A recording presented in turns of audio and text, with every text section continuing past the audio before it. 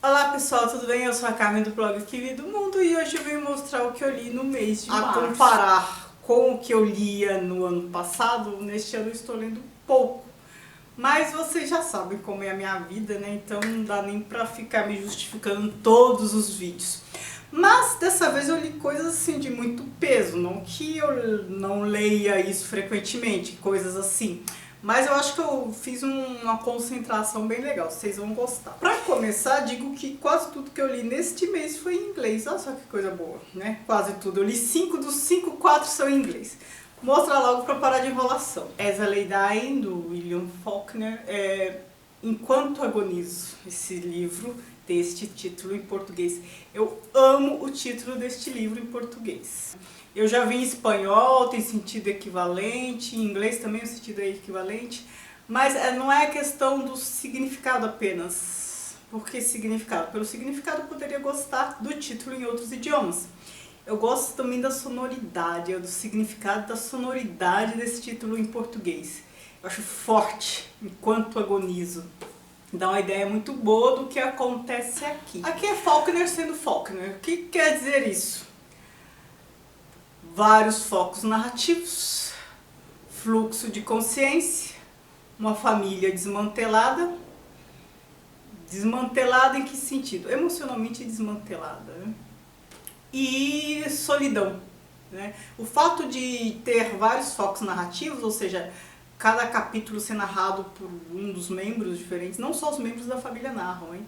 Mas outras pessoas próximas também, faz com que a gente sinta essa questão da solidão, porque é como se a pessoa estivesse falando consigo mesma ou como se a gente estivesse tendo acesso ao seu pensamento. É porque a gente está tendo acesso ao seu pensamento, né? A gente acompanha o que acontece mais pelo pensamento de cada personagem do que por meio de diálogos entre eles. Por isso que dá essa impressão de que é solitário, mas não é só isso. Os fatos que acontecem aqui, os destinos deles também faz com que a gente pense nisso. Eu acho que vou fazer um vídeo sobre esse aqui. Então não vou falar mais, tá? Eu vou fazer um vídeo. Li também Orlando, da Virginia Woolf. Eu já vou explicar. Antes de falar desse aqui, eu também já li outro da Virginia Woolf. Vou explicar uma coisa. Eu fiz aquele vídeo, os meus autores favoritos. E pedi para vocês também falarem quais eram os autores de vocês, os favoritos. Muita gente falou Faulkner, Virginia Woolf, Caio Fernando Abreu, Walter Hugo Mãe. Eu tinha lido exatamente um livro de cada um desses autores. Tinha gostado muito, só que como eu estava falando que eram os autores favoritos, eu não queria escolher a partir só de uma leitura. Foi o que eu comentei ao falar do Nabokov, né? Só tinha lido Lolita, pra mim era fenomenal, mas eu não queria citá-lo ao mesmo tempo que citei, porque só tinha lido um. Então é o mesmo que aconteceu com esses autores aqui, mas vocês com tanta recorrência falaram em Faulkner, Virginia Woolf e Walter Hugo Mãe, deixa eu ler, né? Deixa eu ler mais esses autores, eu já tinha gostado muito. E curiosamente, eu acho que eu tenho pelo menos uns 4 livros de cada, com exceção do Caio Fernando Abreu, que só tenho 2. Eu só li um, mas tenho 2. Dos outros autores, Faulkner, Virginia Woolf e Walter Hugo Mãe, além dos que eu li, eu tenho uns 3 ou 4 de cada. Você deixa eu tentar reparar isso e quem sabe daqui a um tempo fazer os meus autores favoritos 2. Por isso eu li Faulkner, né? Eu só tinha lido O Sonho e a Fúria e fiz um vídeo, vou deixar aqui para quem quiser ver. Também li um só da Virginia, já havia lido um só da Virginia Woolf, que era Mrs. Dalloway, também vou deixar aqui para vocês darem uma olhada no vídeo. E neste mês eu resolvi ler Orlando e Ao Farol, ou Rumo ao Farol, né? Tem essas duas traduções. Em inglês, né? Faulkner também eu li em inglês. Falar de Orlando. Orlando é uma narrativa muito diferente, né? Aliás, essas 3 narrativas são diferentes, né? As 3 que eu digo, Mrs. Dalloway e esses 2. Só que essa aqui, este livro aqui, Ao Farol, tem uma narrativa muito próxima do outro. No outro, muita gente diz que é fluxo de consciência, para mim está mais para discurso indireto livre, mas isso também não tem importância. E aqui não é bem fluxo de consciência, nem discurso indireto livre, mas a gente tem, pelo menos não a maior parte do tempo, mas a gente tem uma forma de narrar muito parecida, distanciada, como se todos os fatos já tivessem acontecido e fosse um olhar retrospectivo. Nos dois casos, hein?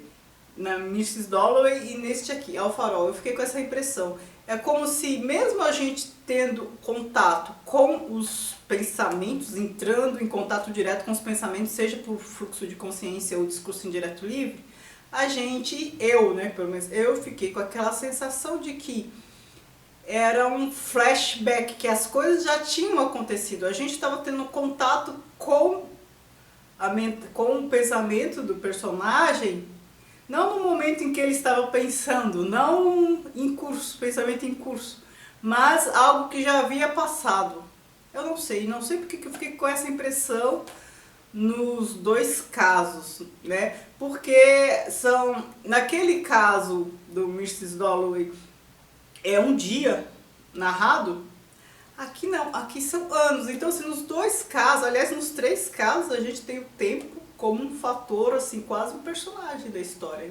Naquele caso, era um dia na vida da Mrs. Dalloway, então a gente tinha lá o tempo interior, muito diferente do tempo cronológico.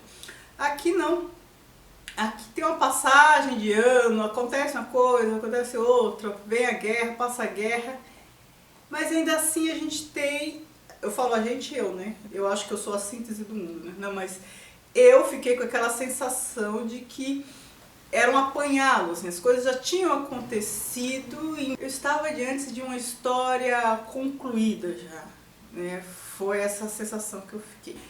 Aqui é a história da família Ramsay, que começa com a família, principalmente a senhora Ramsay, planejando ir ao farol. Aí o filho animado, aí o marido fala que não vai.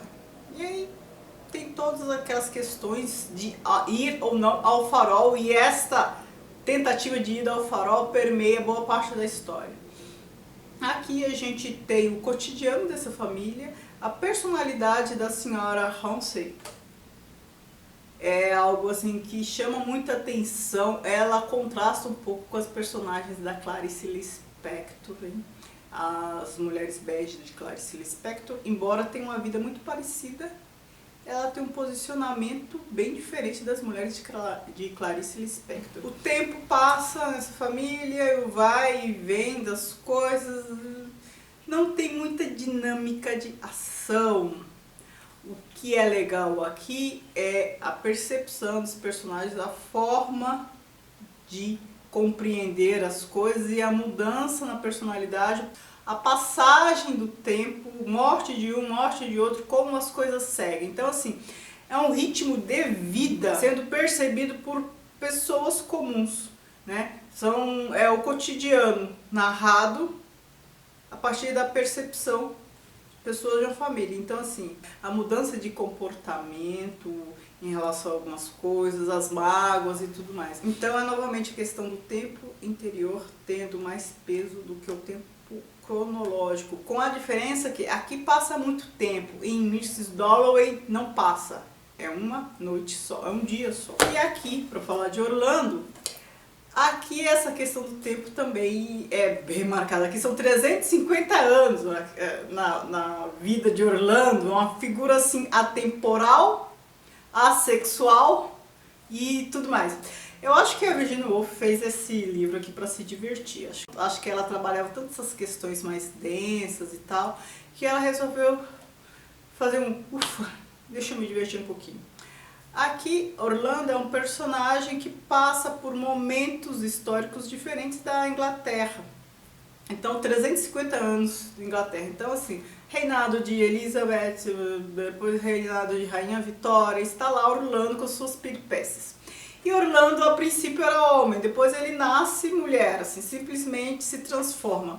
E aqui a Virginia Woolf trata dessas coisas com uma leveza e com uma naturalidade que eu pensei, não, ela só quis se divertir.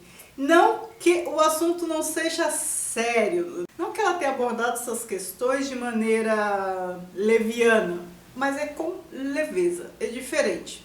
Então, de repente, Orlando acordou e estava nu e descobriram que era uma mulher, tá? Um homem de 30 anos. É toda essa questão da androgenia também, porque não é apenas uma mudança de sexo. Aqui a gente está falando de uma pessoa que quando mulher parecia ser homem e quando homem também parecia ser mulher, assim. Tanto é que muitas pessoas o reconheciam de quando ele era homem e uma vez sendo mulher e por aí vai.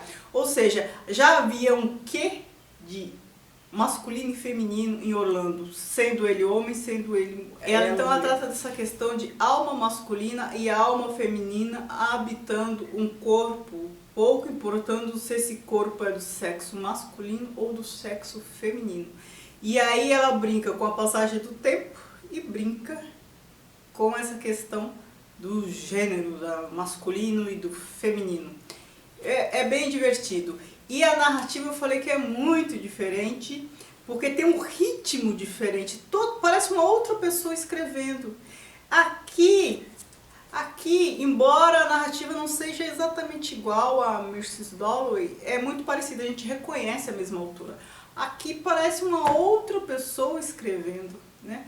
Um ritmo totalmente diferente, é dinâmico. Aqui começa com um biógrafo tendo que escrever a vida de Orlando. Então esse biógrafo fala diretamente com o leitor. É um tipo de narrativa muito comum no século XIX, sabe aquela fala franca com o leitor. Então interrompe partes da história para conversar com o leitor e se mostra atrapalhado por escrever essa biografia de uma pessoa tão excêntrica, uma personalidade tão vivaz.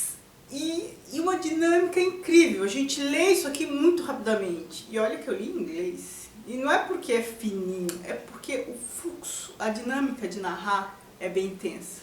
Gostei. Bom, Virginia Woolf já está entre um dos meus autores favoritos, então com certeza ela vai para o próximo vídeo, né? Sei lá quando eu vou fazer. Faulkner também.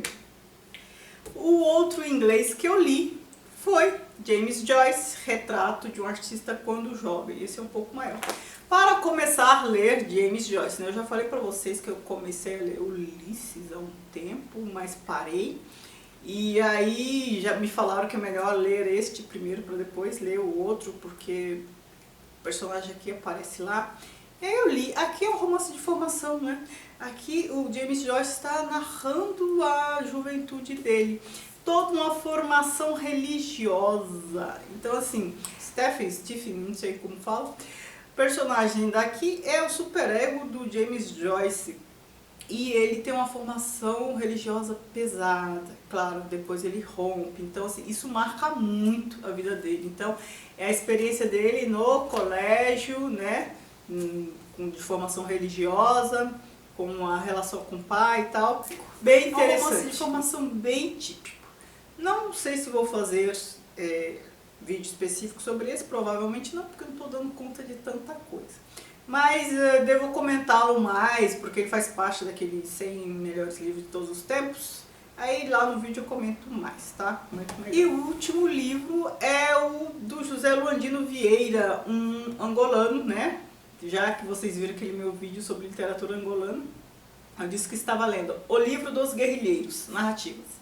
Aqui são narrativas dos guerrilheiros durante a luta pela libertação. O que é curioso aqui é que aqui tem vários termos do dialeto africano e eu compreendi vários, né, depois que fui para Angola, então assim, nem precisei olhar no glossário, mesmo porque no glossário não tem tudo. E eu compreendi vários termos e às vezes expressões, não é necessariamente termo, porque eu fui lá e fiquei um tempinho lá.